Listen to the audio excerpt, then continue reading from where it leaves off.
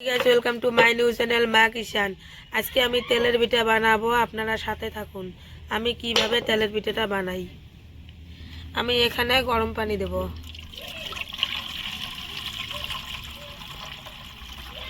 আমি 250 গ্রাম চিনি দেব। আমি স্বাদ মতন লবণ দেব। আমি সামান্য পরিমাণ হলুদ গুঁড়া দিয়েছি। এখন আমি 100 চামচ তিল দেব। আমি চিনিটা ভালো করে গলে নেব। চিনিটা গলানো হয়ে গেছে। এখন আমি নারকেল কুচিটা দেব। আমি নারকেল কুচিটা দেব। এখন আমি সুজিটা দিয়ে দেব।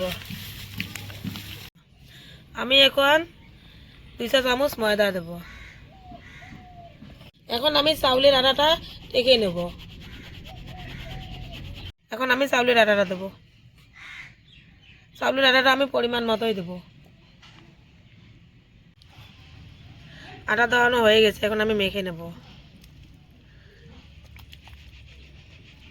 আমার আটাটা মাখানো হয়ে গেছে, এই দেখেন। এখন আমি কড়াইটা বসিয়ে দেব। এখন আমি সাদা অয়েলটা দিয়ে দেবো 1/2 লিটার।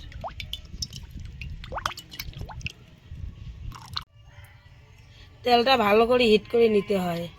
তেলটা আমার হিট হয়ে গেছে। এখন আমি পিঠেটা দেব।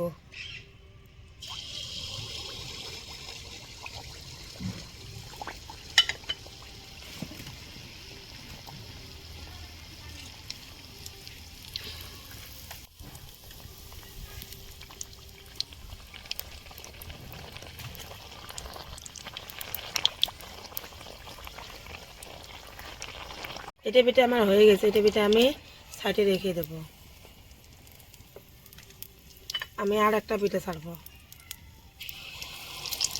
এরকম করে আমি সব কয়টা পিঠে ভেজে নেব।